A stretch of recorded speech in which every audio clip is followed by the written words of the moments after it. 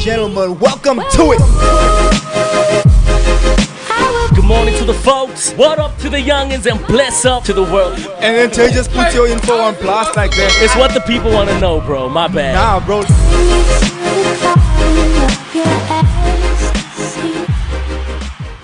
Ladies and gentlemen, welcome to it. It is the Morning Shake with me, your host, Xavier Hendrickson. Of course, my co-host, Mr. J. Paris. What's happening, my brother? What's happening? Good morning to the folks. What up to the youngins and bless up to the world. This your boy J Paris, and we coming to you live on this beautiful Monday morning in Johannesburg, South Africa. It's the Morning Shake, powered by the Inside Show, and it's the #1 podcast in the world. What's happening? Dope. And of course, my brother, you obviously had a great weekend. For all intents and purposes, I know why you had that great weekend. Because we speak about it every Monday when we get here. But we haven't been here in a minute. Bro. It's been a minute, bro, but we back out here, bro. Yeah, man, it's been 2 weeks because the 1 week there was a holiday, the other week there was we were busy with events like crazy every night, Facts. every morning, and so but we're back out here, and of course we have a special guest in the studio this morning. Ladies and gentlemen, please put your hands together for Jay. Do you want to go for it? Yeah, bro, I'm so excited for this interview, bro, Major facts. because I know this homie for a hot minute, bro. We got, I think, from grade 8, which was 2008. Not to like reveal school out. days. Yeah, school days, broski, school days, and I've seen him evolve as an artist from way back then. If you were red, black, and white, you know the homie. OG. You the OG in the homie's journey. But without further ado, ladies and gentlemen, let's put your hands together from where you at home and you're in the studio, of course, as we welcome the one and only Zulo. Thank you so much, brothers. Thank you so much. Well, thank you for coming through, man. Thank you guys so much for having me, man. We've been chatting about this for the past 2 years. We've been trying to get into the studio for this. That's facts. That's dope, though, bro. Yeah, man. But of course, you've been on your journey. You've been doing music. You've been, Jay's been telling me since school days that you've been out here on this journey with music and rapping and artistry and all that. So how does the journey begin for you, man? And how does it? The journey begins when I was 9 years old, bro. I mean, I've always been a creative. I've always been somebody who I like to have things that I created in my hand. Just having that product in my hand always just fascinated me. And back in the day, like. Even before I was 9, I was experimenting in different creative departments. I was making games, I was making movies, I was making music. I even wrote books at some point. I wanted to be an author. So poetry just came naturally to me, like from the time I was in like grade 3. So I do believe like your project is called Purpose, Yeah. I do believe each and every one of us do have a purpose in this world. And for a long time, I always thought music was my purpose, but it's not. I feel like I was given a superpower by God, and I thought it was music, but I think it's just my ability to really do anything, like genuinely anything that I want to do, anything that I'm capable of doing, because everything that I touch, I always feel like I need to put everything into it, So I manifested that energy into music. So when I was 9 years old, I started rapping with my cousin. He always used to visit his father in Aldo, so I would always see him like maybe once every 2 months. Are you from Aldos? No, I'm not from Aldos. Oh, okay. My father's from Aldos. Okay. Yeah. So I went to Aldo's this one day and he was wearing like baggy jeans, baggy t-shirts, and I asked him like, what is this? I was new to this. And he said, oh, he raps now. So he said, okay, I think you should come with me. So then I joined him on that. He told me to call myself Little Tricks. I took that and I hated it for a very long time. So in the last 2 years ago, I finally decided to change my stage name to Zulo. I just felt like that was more that authentic. Yeah. I mean, there's a stigma with little rappers. They always already assume what kind of music you make, and Little Tricks is a terrible name. So. Little Tricks. So where did that come from? Just because your cousin He suggested literally it? just said, call yourself Lil Tricks. So I was like, okay. And at the time I've liked Lil Wayne, so I put the Lil in front of it, and yeah. So do you think at this moment in time, broski, the connection has taken place in terms of living your purpose, bro? Because you went from ponytail to curly hair, bro. Yeah. Obviously from the Lil Tricks to Zulo. Do you think now at this moment in time you in that space where it's like, okay, this is me now. This is us. There's no more rebranding. There's no more still trying to find my purpose. This is where we at. I believe heavily in signs and timing, and I think for a very long time, I think we all think that something's going to happen at a certain point for us. And I mean, when I was 17, when I was 16, 15, I always thought like by the time I was 18, I would be like this. By the time I was 21, I'd be like this, But it's like you said, it's all about timing and things. It took a lot of self-reflection, especially during COVID, for me to take accountability for my actions and the opportunities that I fumbled. And it's almost like everything just kind of fell into place from that moment, because I went through a very like terrible 2018, 2019. I dropped my EP. It was called Zulo. So that was kind of my way of like bringing people into this name brand. And then a year later, I lost my cousin in a car accident. She was like my age. So that was the first time I had to deal with actual loss, And then a month after that, my girlfriend at the time cheated on me. Ooh. And then a month after that, I was in a little car accident, but then my car was written off. And then a month after that, they broke into my house. They tied my sister and I up, and they threatened to rape my sister. They threatened to kill me. So it was like bad thing after bad thing. And then I said, okay, 2019 is gonna be different. 2019 is broski, before you're on a roll, my bad there, sorry. Before you, because in that space, bro, and I want to get to that personal space that you just mentioned now, bro, because Chad actually hit me up, our bro Chad Prince. And I know, bro, that your pops was also diagnosed with stomach cancer. Yeah, bro. So that was happening in that space, and he hit me up. He was like, "Yo, bro, Zunaid's going through the most at this moment in time. Just keep him in your prayers. Let's just, keep him up before the Lord." But I just want to know, bro, as an artist in that space, bro, with so much taking place, that's like make or break. Yeah, that's like make or break. How did you navigate that space as an artist? Man, like I said, I was at the time I was trying to make happy music. I think for a long time my music has always been somewhat negative. It always like, I hate my day job. I hate what I was studying. I hate that my career is not working out the way I wanted it to. And during that time, like from 2018, that's when I decided, let me make happy music. But because I was going through all these things, I was unable to. I couldn't do anything. Like I sat there in front of the computer and I was trying to make happy music and it just wasn't working out, And then 2019 came and I thought, okay, this is the year. 2018 was crap, but this time is gonna be different. And my father was diagnosed with stomach cancer, so now it was like, yeah, I don't know what to do. I can't. Like I was at a creative block.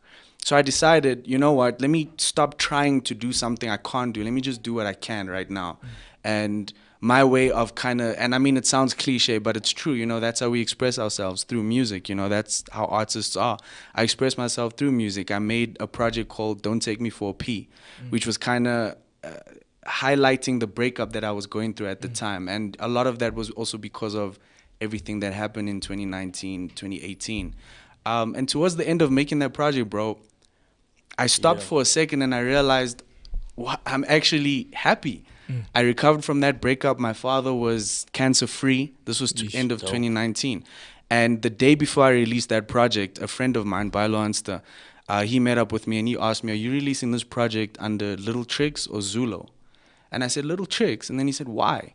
And at that moment, that was kind of the birth of Zulo, because that started the rebrand. That everything from that moment changed. I mean, my perspective in life changed. Watching my father recover from stomach cancer, that was like an experience that that changed everything for me, And then 2020 came, and that's when I said, okay, what I wanted to do in 2018, I wanted to have more positive energy in my music. I wanted to talk about more positive things and stop complaining and, all these things. And it started happening at that point, man. And then COVID hit, and that was my opportunity to really sit down and really analyze my brand, figure out exactly how I want to do this. And it's funny, man, like I said, everything kind of just falls into place like magic, I actually did a song, it was a feature, and they were going to shoot the music video in September of 2020. And it was COVID, the barbers were closed and everything, but barbers had just opened. I was going to cut my hair, for the music video. The morning I was going to cut my hair, I booked the appointment and everything. And the morning I woke up and they canceled the shoot.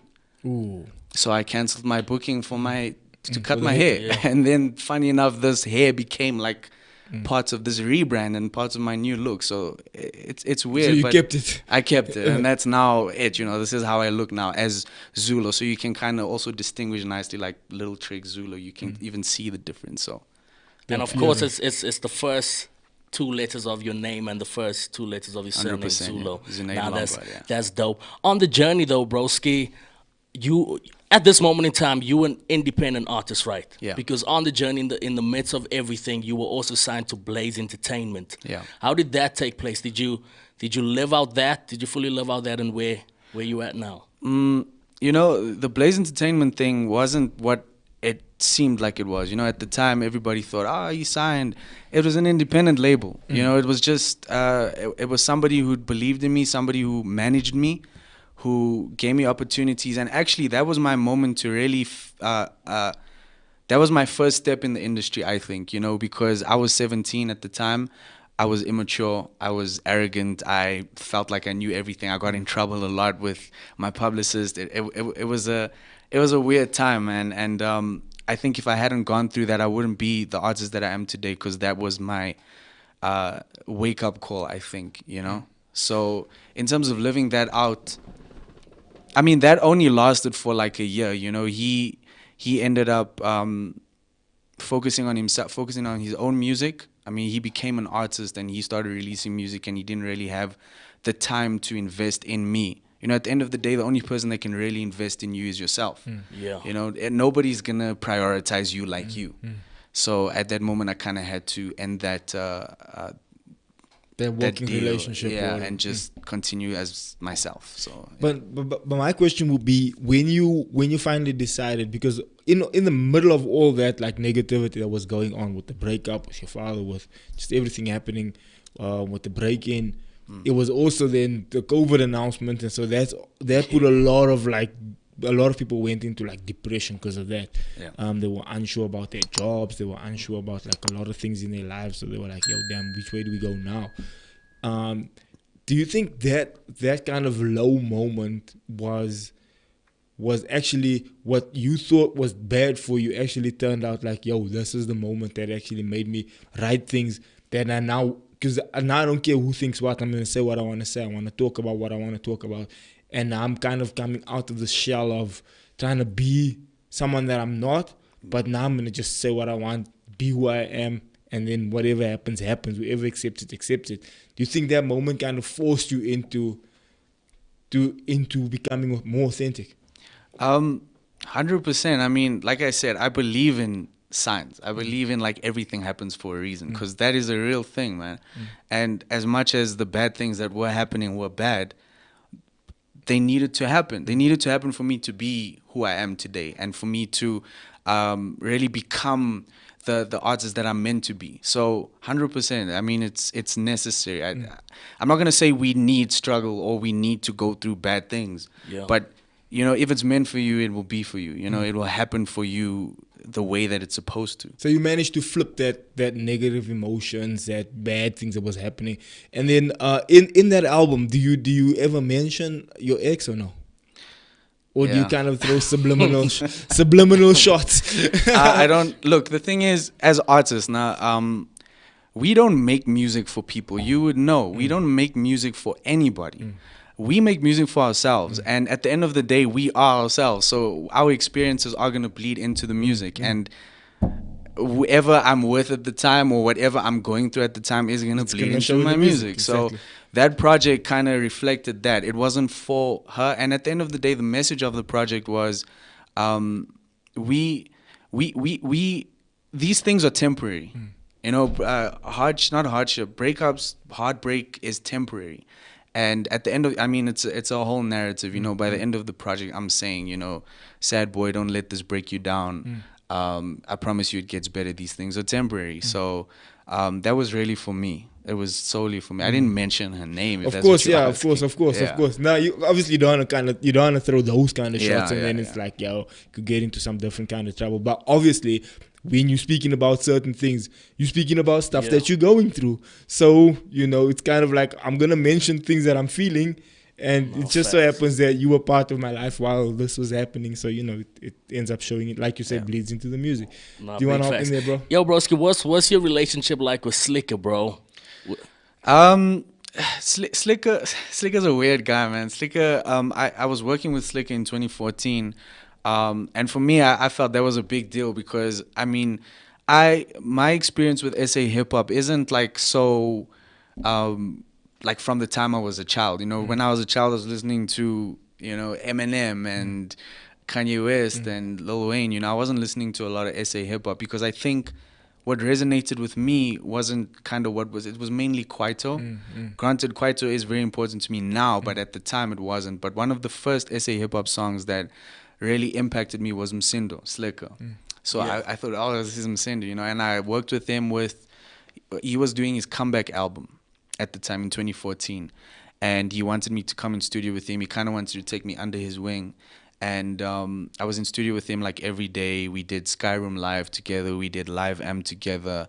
And then he just decided like, okay, I'm not doing this anymore. I'm not doing the comeback album. And then that was it. So right now, I mean, it's cool. I still have close contact with Slicker. We still chat. I mean, he owns the blog Slicker on Live. That's very important for South African hip hop culture. So beyond that, I mean, it's just that, And your homie was on there, bro. Who was he on there recently? Oh yes, Balwanster, yeah. He did an interview, yeah. That's dope, bro. That's big, broski. That's big. Now getting into the music, broski. How do you think it's important? Because I respect you, broski, for having full control over your craft. And this has been for many years, bro. From high school days where you knew how to make the beat, produce the beat, do the music, everything, broski. And not many artists can tap into that space, bro. Yeah. How important was it or is it for you to tap into that, bro? Before I answer that question, I wanna say something that I remembered now the other day. When I came into Mondio High, there was the big dogs, of the school, the guys these were the rappers of the school, and at the time it was your brother Frankie, it was Coleridge, it was Wade, it was all of those guys, and I started just sending out my music in school, and they came to me. They wanted me to be a part of their group, Southern Heat, they were calling it. And then you came to me and he told me, he said, "Oh, but if you want to make music with them, you have to be serious. You have to be focused." And I thought, Did I say that, bro? You said that, and I thought remember that. I remember that clearly, and I thought, okay, like I started getting scared. Like, okay, I have to be serious. And then I met up with them, and I realized I'm the most serious person ever, there's no way this would have not been something for me, and shout out to them because I do feel like they are Johannesburg South street legends, even today. But yeah, that's always been me, I've always been very deep into my craft with everything, like I said, no one's going to prioritize you like you. So everything that I needed to do for my music or for my brand, I just taught myself, I needed a website. I said, how do you make a website? And I told myself, I do web design now, how do I needed artworks. I told myself how to do artworks. I'm only a producer because I needed beats, not because I wanted to be a producer. Yeah. I needed beats. You needed it and you thought, let me get this because I can't depend on someone. I can't wait for someone. I don't want to be spending this kind of money. Also, depending on what these people are charging. Let me try and find this out myself, figure it out by myself. Yeah. And then you ended up... I mean, I was 10. What was I going to do? Where was I going to get 3,000 rand for beats, So, and there wasn't type beats on YouTube back then. I hate type beats even today, though, so... Because everyone just uses them. Look, it's just a personal thing. I'm not trying to, undermine anybody's craft, but I feel like if you just take a beat online and just make music like that, didn't really put much work into it. Yeah, it loses it for me. I don't resonate with that. That doesn't inspire me. I don't think it should inspire anybody. You seem to be the artist who likes the authenticity. Like, 100%, yo, if you're gonna do something, let it be your thing. Like, yes. It's coming from you, it's your energy, it's your vibe, and then whoever resonates with that will resonate with it because it's you, and that's what you do. But I want to ask you about the artwork. Yeah. Can I check it? Absolutely. Did you paint this yourself? No. So this was done by Zayana Albertine. She's a talented artist. This is dope. Yeah. You do that for all your your albums? Is this the album art? This is the album art, yeah. This is coming out April 22nd. It's called Talk to Me Nas. Talk to Me Nas, yeah. This is dope, though. Bro, speak to us about what's happening on you. Look, the narrative does come from the first 2 EPs as well. This is the third one. But also, I kind of feel like this is my first one. You know, I mean, this is the first time I am releasing a project under Zulo. So this is really the first for me, but you know, technically like a reborn kind of vibe. Yeah, exactly. And I mean, in that first artwork, it was the same bunny. The bunny always represents me, by the way. So the bunny, his name is Tricky the Bunny. He's just like my mascot, you know, just something that I came up with also when I was little. Tricks, you know, Tricks pull a bunny out of a hat. But anyway, in that first artwork, he had a jetpack on and he was like zooming into the sky. And then in the second artwork, he was on the ground and he was sad. You know, he was on like I'll show you after this, in the field full of flowers. Then in this one, the light is rather taking him. So if you look at it, in that first artwork, I was trying. You know, I thought, I'm confident now. I built this jetpack, I put it on, and I'm soaring into the sky. You know, I'm trying to reach these new heights. And then in the second one, it's kind of like things don't always work out the way you think. It's like a low. Broke, and now I'm flat on the ground. You know, I'm down, I'm sad. And then, like I said, everything is about timing and, you know, coming into this rebrand and coming into this new perspective that I have. The time is now. This is the right moment for me. So instead of me even trying, it's like it's kind of pulling me now. It's taking me up.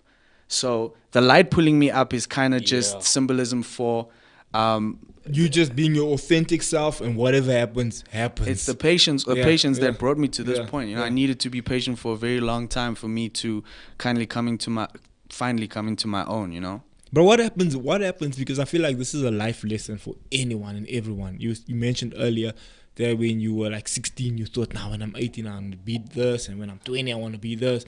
And then life happens. And it doesn't always turn out the way you thought it was going to turn out. Like there's obviously a lot of people, not only young people, bro, like anyone and everyone that wants this.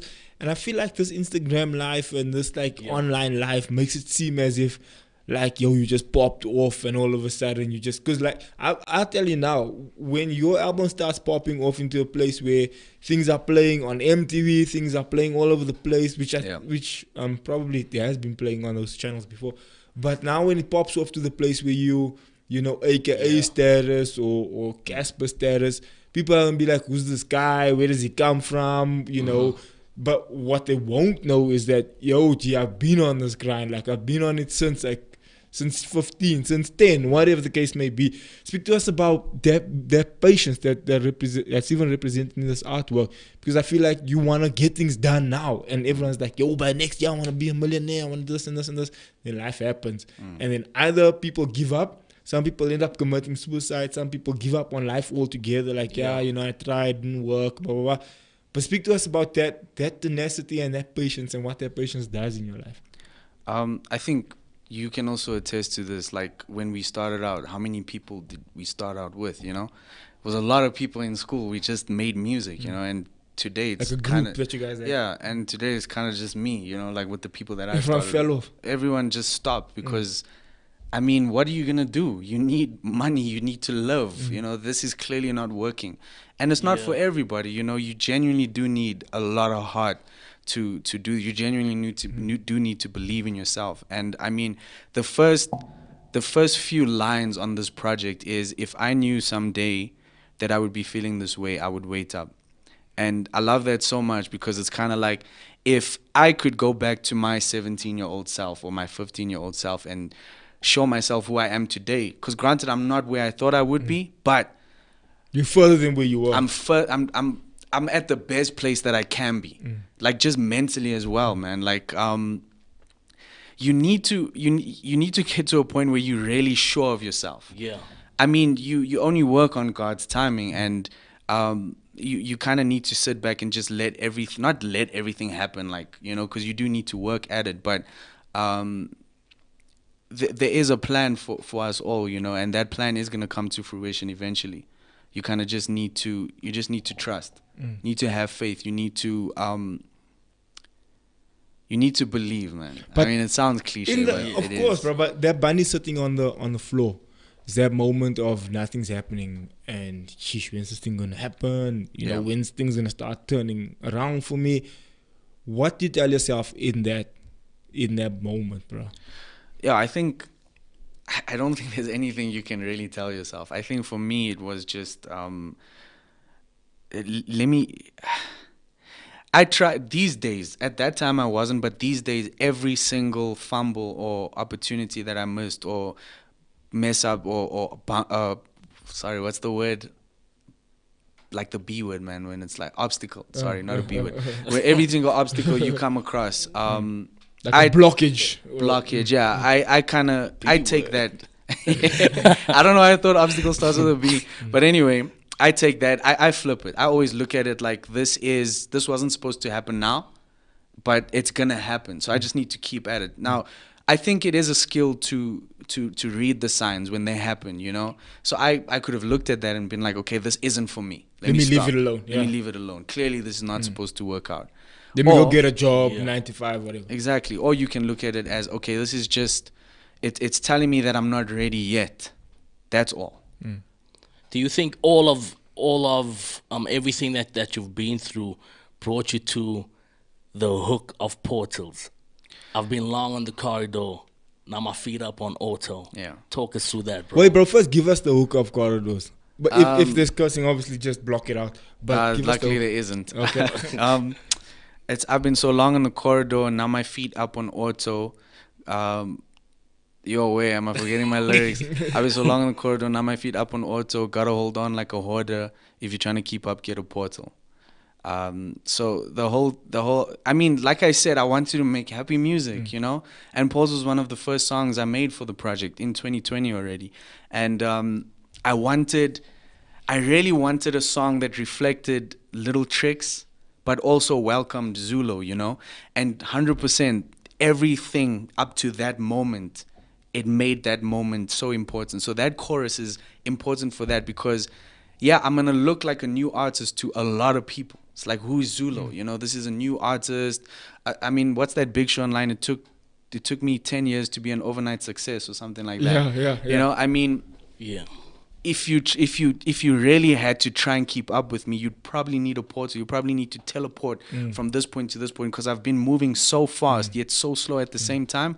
But you wouldn't even know because I'm a new artist. You know, I'm technically. But you got those lessons under the belt from the time I was 9. Exactly. You know, so it's gonna look like it, but you can look back. You can really go back to my entire career. You can go back to Blaze Entertainment. You can go back to high school. You know, you can go back to primary school even, and you can see that this is not something that. On this yeah.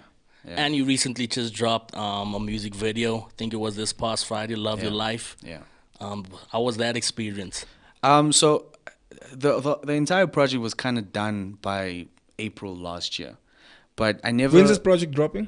April 22nd. Okay. So it was done like last year, April, but all of that music obviously was recorded between 2020 and 2021. And after Portals came out, that's when everything started to make sense. That's when things started to fall into place. And I didn't really have a song on the project that reflected that feeling, the feeling from the time Portals came out, you know, the second half of 2021. And Love Your Life is a reflection of that, man. And, you know, I mean, every time I keep saying I want to make happy music, Love Your Life is the happiest song I've ever made in my life. You know, it's literally what the song says. It's trying to bring out that positivity and just trying to understand that life is not that complicated. You know, we literally built to survive. You know, when we in water, we get those little things on our fingers. You know, what's the reason for that? It's because when we in water, we can sort of grab onto things easier. We built to survive. We get a cut, it heals. You know, the skin grows over it. We literally built for this. So the only thing we really need to do is do whatever makes you happy. Whatever makes you happy, just do that and do it unapologetically. As long as you're not hurting anybody, as long as you're being kind to people, that's all life really is. Not that complicated, you know. So well, there's irony in that because it's complicated in its simplicity. Exactly. Because it's actually, like you're saying, it's actually simple. But I feel like people are looking for, like, nah, it can't be that simple. Yeah. Something else has to be the thing. Because if it was that easy, we could have all been there. And that, you know how people start reasoning. Big facts, and then it's like, there's something saying it's complicated in its simplicity. It is simple, but you like you say, overthink it. Nah, big facts, bro. So, bro, how important is it to you to make music for a huge range of different ages? Because your music is not hardcore rap. It's not rap. The older gen can listen to your music. Like What is the style of your music? Sorry, but no finish your problems. question, Yeah, bro. I think that's basically it, bro. The style of your music being like "Love Your Life," bro. That's not a hardcore rap song, bro. But a lot of people can't bump it. What genre would you categorize yourself in? Obviously hip hop, but I genre bend a lot. I mean, I'm a very experimental artist. I love to take different genres and merge them into one. And I mean, Love Your Life has elements of kwaito. It has elements of piano. It has elements of trap. Portals has elements of trap and EDM even, you know. I like to merge things together. And it's funny enough, even boom bap, even that hardcore rap, it has elements of that. You know, I grew up listening to 90s, 2000s hip hop, so obviously that is my inspiration, there, yeah. You know. There's a guy on the project, his name is Don Dada. He's like an OG, you know, and he actually told me that the music that I make is resonating with his generation a lot, which is funny because I was told by like someone in their teens that the music is resonating with their generation.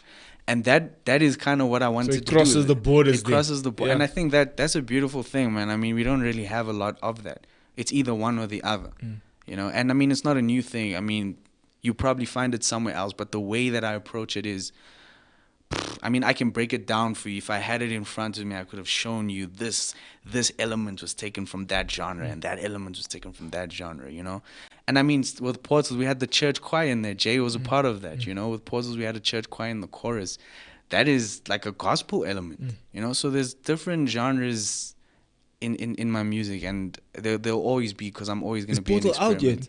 Portals came out last year, yeah. I need to listen to that. Portals is out. Funny enough, bro, you don't even listen to music, though. I don't. What's that about? Although you do like 70s, 80s rock. Yeah, I've heard you've been listening to a lot of that. I think, like, when I listen to music, it's purely for research. Now, I'm not going to sit here and say I don't listen to music at all, because obviously I do. But I don't really like to. I mean, if somebody came to me and said, I have this new artist for you, I'm going to be very irritated, in all honesty, because I don't like to discover new music. And I mean, it's like most careers, you know, like a financial advisor probably doesn't handle their money well, you know. So an artist, if doesn't listen to music, it's funny, but it's the case, man. I'm only listening to music for research. So for this project, I was listening to a lot of 90s R&B, a lot of 70s, 80s rock, because this artwork is very heavily inspired by 70s, 80s rock. So a lot of, if you look at my phone, if you look at my library, it's mostly like the classics, you know, like 50 Cent's first 2 albums, Lil Wayne's Carter 3, you know, Kanye West's first 5 albums, Ludacris, Nas, Wu-Tang, Outkast, you know, it's mainly that era, because that was what I grew up. That was really like, that's where I grew up. You know, that's my music, the music that I love. But recently, you won't really find too much of the new. Yeah. Bro, talk to us about talk to me, Nas. Yeah. How did that? I mean, you guys know, man. I mean, as colored people, we always told to speak professionally, especially like my family from Aldo's, they always told to speak professionally, especially in work environments, that we have to put on this twang to kind of be corporate, you know, and I always hated that. And the title is kind of taking power from that, you know, taking power into ourselves and saying, talk to me, Nas. Now I'm telling you to talk to me at the standard that you deem so high, you know. Because this time I'm not asking people. I'm not saying like, "Hey guys, listen to my music." You know, I'm not saying. I was gonna bring that up, bro. You in that space now, bro. I'm telling you guys, talk to me nice, because that's what I deserve. I'm telling you, I'm dope. Do you spell nice NICE or no? NAACE. NAACE. Yeah. What's the thought behind that? It's that. It's Nas, like that. Yeah. That twang, Nas. Yes. The way. So I'm taking power from that. Yeah. And you think this is your every artist is gonna say that, like your latest project is your best work. Yeah. But where are you at now as an artist, and this is surely your best work? I mean, it's also, like I said, it's my first work. I genuinely don't even count everything else under my catalog. This is my catalog now, because I'm Zulo now. I'm a new artist. this is the first for me. So I do want people to see it that way. But people who do, like you said, people who do know Red, Black, and White, who do know the music back when I was in high school and stuff, they'll still appreciate this because there are those little those elements that they liked. That candy for people that they'll pick up. Oh, that's from, you know. So yeah, that's where I'm at right now. This is the first for me. Do you think this is the blow up project, bro? Look, I don't want to sit here and say yes, but I hope it is though. Because I mean the amount of energy and time and effort that was put into this is crazy, man. This could easily be an album, you know. This is my moment. Do you consider this an EP? I consider it an EP just for, you know, for how many tracks on the term. There's 9 tracks, like Thriller. You know, Thriller was a big inspiration for the project as well.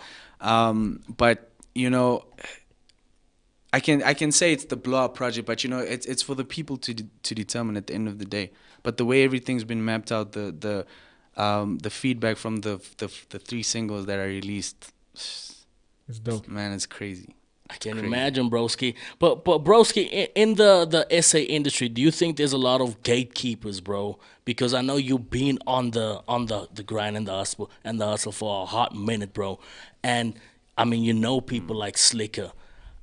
Recently, or is it recently where Anati shouted you out as well on it was in IG, 2017 yeah. on an IG live, bro. Yeah. So for these people to know you, bro, do you think there's gatekeepers in the sense of like you cool and everything, but I'm not entirely letting you in. It's still up to you.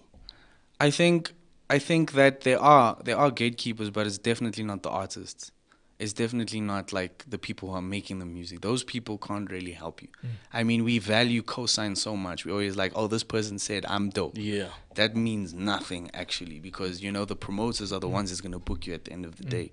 You know, the radio stations are deciding whether they're gonna play you or not. You know, the TV channels are deciding whether they're gonna put your video on TV or not. Those are the guys that we rather need to be, if you get a cosign from them, because they are the guys that are deciding. They make the decisions, yeah.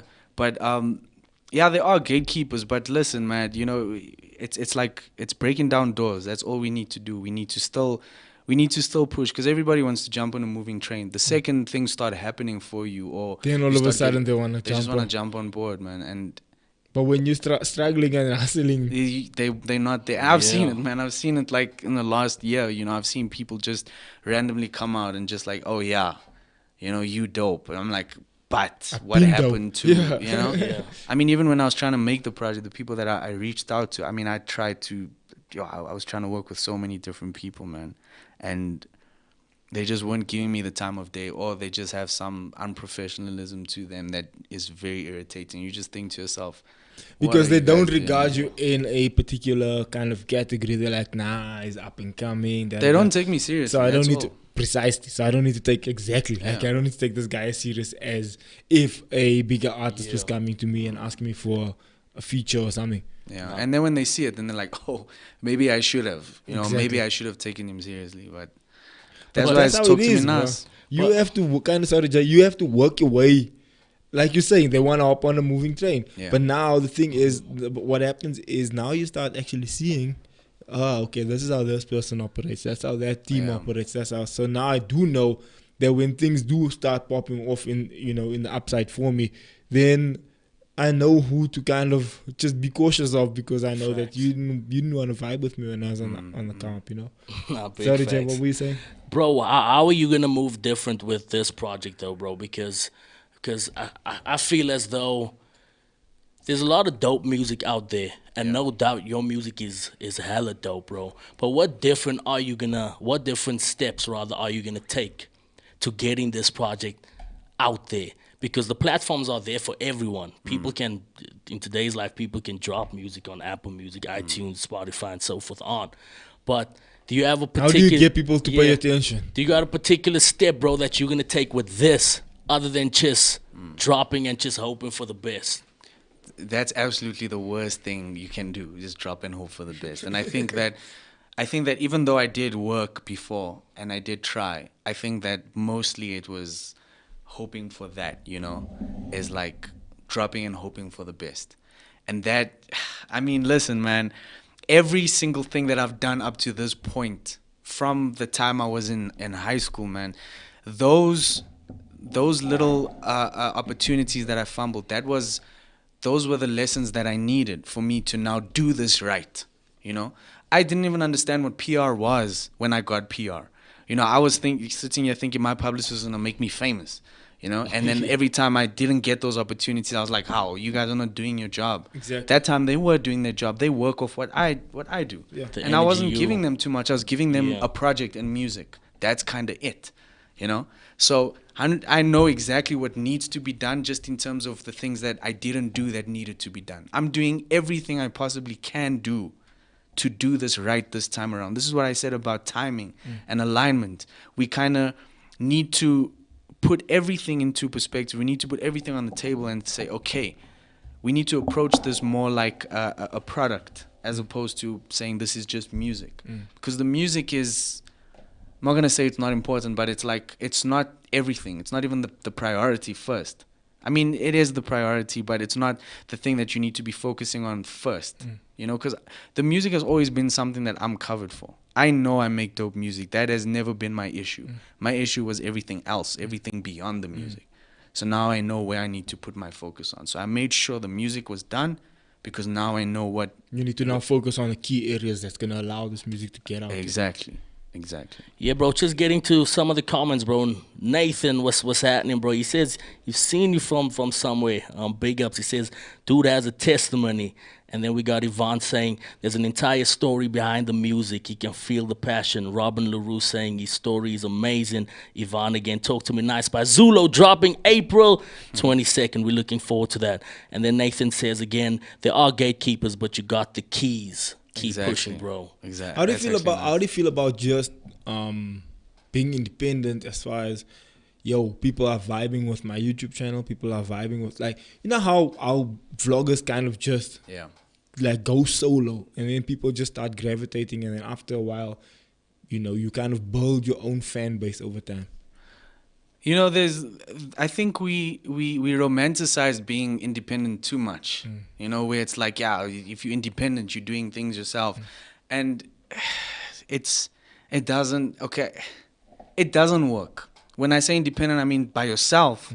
It doesn't work. I've been independent for my entire life. I've been doing it by myself, and it didn't work. And in the last two years, I came across people who believed in me as much as I believe in me. All we really need is people who believe in us, not professionals, not somebody who has experience in the industry, but somebody who sits across from me and says, I believe in you. I know that you are going to do this.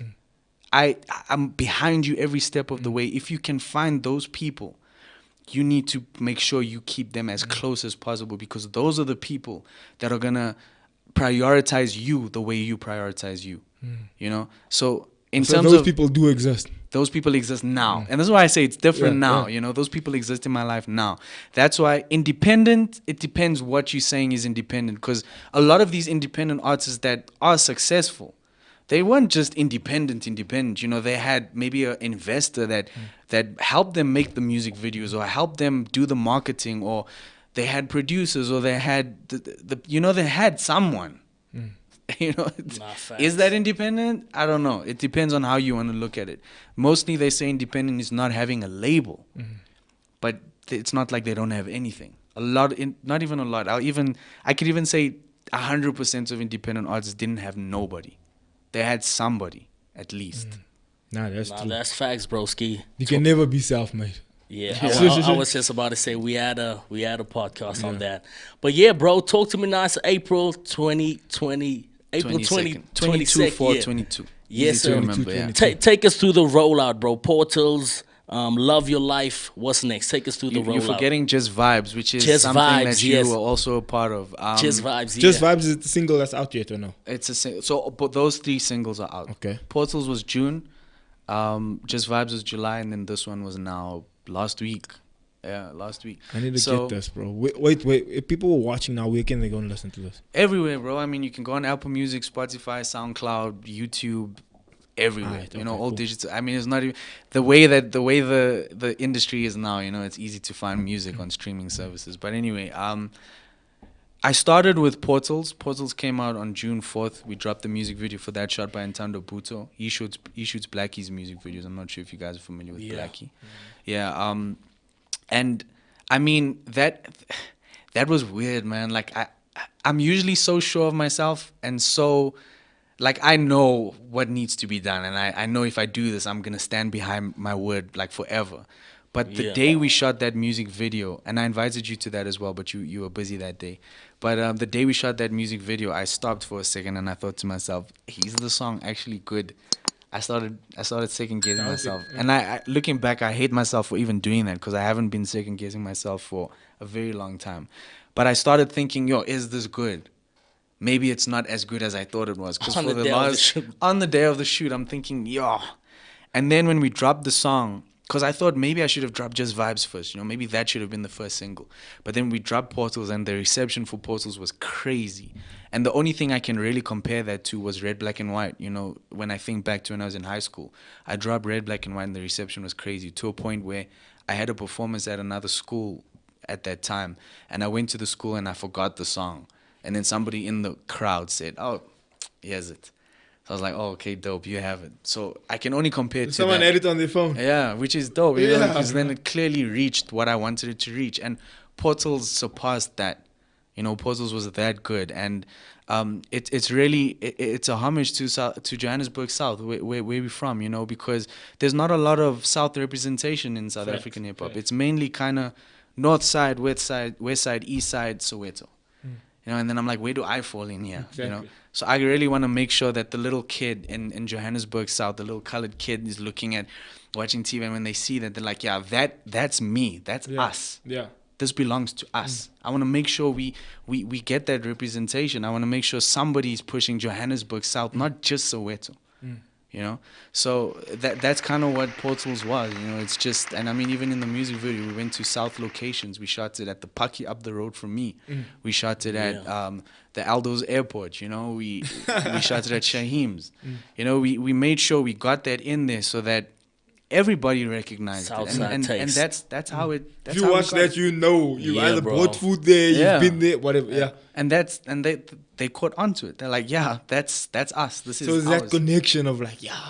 Yeah, exactly. And I mean, these are always things that's been a part of my brand, even when I was Little Tricks. But I amplified it. I made sure that it was known now. I made sure I was intentional about it. You stood behind it, like, okay, right now we're going. Like you're saying, there was an intention behind it. Exactly. I'm actually you actually have a pre-order.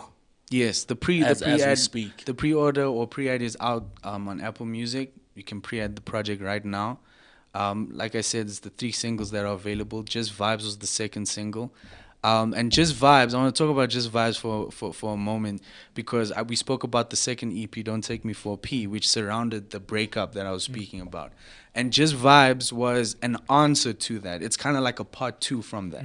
Because, like we spoke about, when you make music for people, obviously they're not going to feel too happy about it. It's like, oh, he made a song about me, and then they start swearing you and start speaking bad about you and start saying things about you. And that's exactly what I experienced when I made that project. Because obviously those, it was taken in, this is probably talking about me. Yeah, and I mean, it absolutely wasn't. I wasn't trying to hurt anybody, You were just expressing your feelings at the time. Exactly. And literally, as the chorus of Just Vibes, never meant to cause you no pain, So Just Vibes is kind of speaking about, okay, look, when I had this breakup, I didn't want to get to this point with this person where we hate each other or we start speaking bad about each other, because this was somebody I loved and I adored. I never wanted to say anything bad about this person, but now this person is saying things about me, and that irritated me, man. And that was a low point for me too, where I sat down and I started writing this, and I wrote this song, and I realized it was so harsh that I ended up removing so much from it because I didn't want to. You didn't want it to come across as short. So even the message. Hit him up. Even like the message behind that song, I ended off saying, letting go of the past is protecting your peace and your heart. And the whole idea of that is like, we need to ignore what people are saying about us, because somebody's gonna say something about us, but Facts. that's none of our business. Facts. And someone's always gonna have something to say. And that's a positive message. I got a positive message out of a negative situation, and that's the entire project, man. It's just positivity all around. Even the negative things or the somewhat negative things, you can flip it around. It's how you choose to perceive it, how you choose to take it, and what you do with that is up to you. You know. Facts. Bro, one of the songs that's okay, it's not released as yet, bro, but Home Alone. Yeah. What's that about? Why are you asking me specifically about that song? I don't know, bro. I feel like he knows something about it. No, bro. No. I'm looking through the track list, bro, and I don't know because it has a small E there at the end as well. So it's just standing out for me. It's like, yo, what's? So, I love film, man. Like that. I think that would probably be the next thing I kind of do is film. I want to get into filmmaking. You know, I've always been fascinated by filmmaking. I mean, even when I was small, I used to try and make movies. So even when you listen to my music, there's a lot of pop culture references, especially film references to movies and stuff, you know. And Home Alone, the reason the E is small is because that's how it is on the poster. And if you Google Home Alone, you know that movie Home Alone, it's with a small E. So yeah, the song is not about that though. It's just the way I kind of stylized it. The song is kind of about casual dating. You know, I mean, this relationship that I keep referring to, I was in that relationship for 7 years. Ooh. I was 17 when it started. Ooh. So when I was 24 and we finally broke up, that was the first time in 7 years that I was single. So it was like a new thing to me. I was learning. I was like, oh, Philip, you can date people. You know, this is how we date people. You can take people out. I was learning, you know, and this song is a reflection of that. And I can speak to other girls and not feel Girls. guilty. Yeah, you know, I was learning about these things. I was learning about myself. I feel like, oh, I'm cheating, you know, I'm doing something wrong, yeah. So, I mean, that song is literally about that. I mean, the whole project has a narrative. You can kind of, it bleeds into each other. This story goes into that story, leads into that story. It makes sense when you hear the whole project. I personally like I like albums like that, bro. Yeah. But even the whole thing, like from the first binding to the second binding to the third binding, I like stuff like that because then it's kind of like, because me, I'm a storyteller by profession, bro. So I like to like follow like a train of thought and kind of see the message kind of weave through the rest of the project. And so that's part of the reason I actually because obviously my phone's occupied now, but I definitely got to download that. You have to. And definitely listen through it, you know. I'm looking forward to the imageries and the message and the story that kind of just takes us through. Because storytelling, man, it's the future. In fact, music is storytelling. It is. Speaking is storytelling. You're always telling a story with some sort of message behind it. Which brings me to the next question, which would be the message behind this project. What's the overarching message to say that, okay, this is what I'm saying in the end of the day? I mean, the message is talk to me nice, you know. That's exactly what I'm saying. But there's different themes. The overall message is kind of like timing, man. Like things start to align when you put things into perspective. Things start to really make sense. You know, I feel like my third eye was open. You know, I can see things that most people kind of can't. And you know, the way I've always seen things was different from the way most people see things. So I've always used that as like I said, my superpower. But you know, patience, man. Like I've always been a patient person, and I've always been doing this. Like I've been doing this for a very, very long time. But it's different now. Now is the time. I know that I'm ready for it right now. I've been told that I'm ready for it right now. My attitude towards everything shows that I'm ready for it right now. I'm sure of myself. I never second guess myself. And I mean, I'm saying too many things, but that is like the overall message of the project. It's kind of saying the same thing, yeah. All the same thing. And I mean, it's gonna make sense to you, especially because you said you're a storyteller. That's your profession, and that's what always resonates with me: storytelling. People who do things like that. So it's gonna make a lot more sense to people who want that. But the way I make music, I always make it for two different sides. If you really just want to vibe, you just want to go out, you can vibe. Yeah. You know, it's. But if you want to listen, but that's part of the reason I was into Eminem. That's part of the reason I was into Tupac. That's part of the, like, those are the guys that were like always telling a story about what's going on. But you're saying that you can vibe and or you can really pay attention and it'll make sense, you know. Like with Just Vibes, look, it's not a swear word. It's not swearing really, but there's a line in Just Vibes where I'm like, she said, "You want to smell my punani," which is from Poetic Justice, Tupac and Janet Jackson. And when people hear that line, you know, especially when I'm performing, they're always like, you know, and they hate me for it, you know, they're disgusted. They're like, "What, sis? How can you say that?" You know, and they love it though, you know, they love it because it's provocative. It's something that like, oh, Flo, okay, cool, this is interesting. And they think like it's just so two-dimensional that I just said that. There's an actual meaning behind that line, and it's not as straightforward as I'm saying it, you know. So, like I said, two sides. You can look at it as, oh, it's just a nice provocative line, or you can look at it as, oh, he's saying that she asked, can you invite me into your life? And now that she's in your life, you know, you can look at it in so many different ways. And I love to do it that way because that, like you said earlier, it shows the reach that you can have. You're not just targeting the intense thinkers. You know, you can also target somebody who doesn't want to think. They just want to listen to music and enjoy the music. Yeah. Now, big facts, broski. We're getting to that time, bro. But just a couple of more comments. Mulaney says, "I believe in you, Zulo," and then Robin LaRue representing the south of Johannesburg. But before we call it a day, bro, talk to us about the artist that's on the project, that's featured on. I know there's one feature on one specific track, but there's a lot of artists that has a lot of involvement within the project. I love working with different artists. I love it so much. Like I don't like the monotone that most songs have. Like it's just one voice that I hear for the entire time. So I always try and incorporate different elements from different artists. I like to use them as instruments.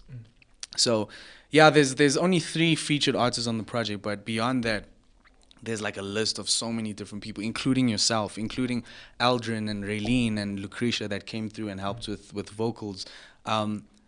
There's just there's something so fascinating about that to me. Like, are you dropping bars on there or no?